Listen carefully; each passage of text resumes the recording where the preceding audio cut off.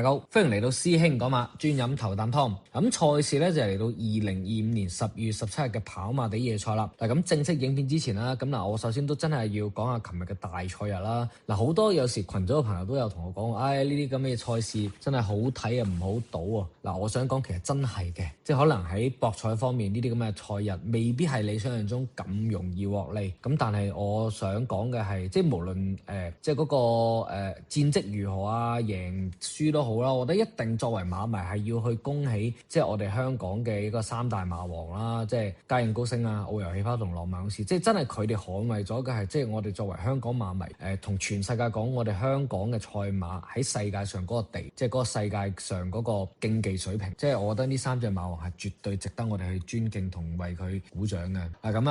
講翻啦，又係入正題之前，大家先喐喐你哋手指先，訂閱師兄講馬呢個頻道，點讚留言分享呢條影片出去。咁同埋咧，你可以掃一掃熒幕上 QR Code，咁加入我哋免費群組一齊玩嘅。咁喺群組入邊咧，師兄每一場你有馬問嘅，咁我都會將我睇到嘅嘢去同大家講翻啦。咁希望幫大家趨吉避凶。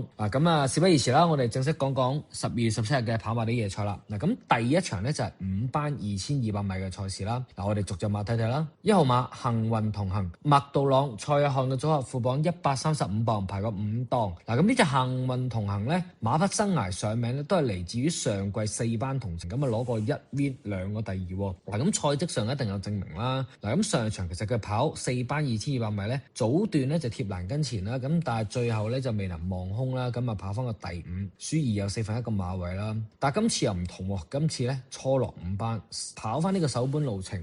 其實級數上咧係有啲優勢，排5檔亦都好跑。我覺得發揮正常嘅話咧，三甲咧你係預翻佢。2號馬暴風雷潘頓伍鵬志副榜135磅，排過11檔啊。咁上場咧就以23秒16嘅一個快末段時間咧去追頭馬龍澤飛區，最後咧就真係僅係輸條頸位飲恨嘅啫。咁又要講翻呢隻馬，你睇翻佢連續3場喺潘頓胯下都跑第2噶啦。咁我覺得咧騎練都心馬不甘噶啦。今次又原班人馬再嚟過，我自己覺得就點都係搏到贏子嘅，所以三甲就點都預翻佢一隻噶啦。3號馬見多福潘大衛方家柏嘅組合副榜134磅，排過2檔。咁上場個第3咧正就係輸俾同場嘅對手暴風雷啦，咁表現就不過不失。咁今次咧排個2檔咧就更容易發揮嘅，但係騎師潘大衛咧就係嚟港至今日始終都未開齋，咁再加埋呢隻馬咧就第一次增程400米咁多去跑2200米，咁即係喺個長力上我都會有啲疑問，再加埋騎師就係啦，實力嘅未有證明啦，咁所以咧我只可以將呢隻馬擺第4選嘅啫。4號馬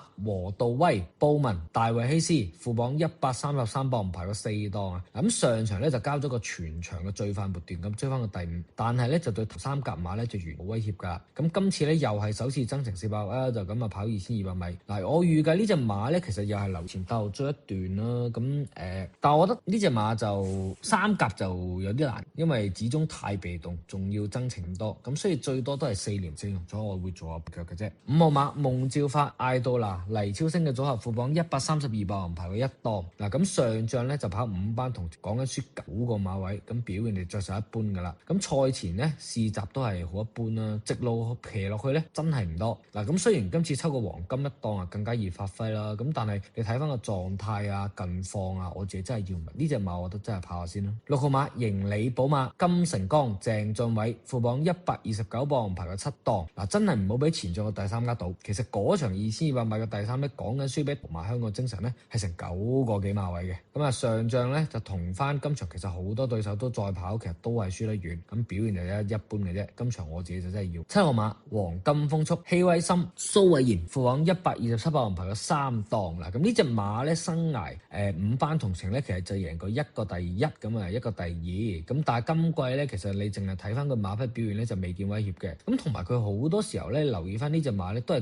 季尾成績係比較好。咁上場其實佢唞夠咗個零月啦，即係上場之後啦，咁唞過嚟先再出啦。咁但係你留意翻咧，其實佢賽前嗰個試習咧，表現其實真係好一般，即係直路中段咧已經走勢轉弱。咁我覺得就算你休息過啊、排3檔啊呢啲利好因素咧，我都唔覺得呢隻馬係會入到嚟。咁我要唔到。8號馬華美之威鍾易禮告東尼副榜127磅，排過9檔。呢隻係4歲處女馬啦。咁今季嘅表現咧就只限於，但係密跑之下咧，咁其實你睇翻佢嘅操練咧就未有啲咩大嘅改變。咁不過咧佢騎練上就由布文就換翻徒弟鐘易禮啦。咁但係啦，鐘易禮就成績最近好一般啦，都唔係佢噶啦。其實告東尼啊、鐘易禮呢對師徒成績最近都好一般嘅。咁所以呢隻咧，我最多都係4型最容可以拖翻做一配腳啦。9號馬宇宙之光奧爾文徐以石嘅組合，副榜124磅，排12檔。嗱，咁今仗即係近幾仗嘅表現咧，就真係毫無威脅啦。咁仲要第一次增程跑2200，氣量一定有疑問噶啦，仲要排12檔，唔使睇啦，咁啊要唔到。10號馬香港精神田泰安葉楚航，副榜124磅，排個10檔。咁上場咧，咁啊中段變就成功喎，輕鬆彈甩晒啲馬贏馬啦。咁講緊贏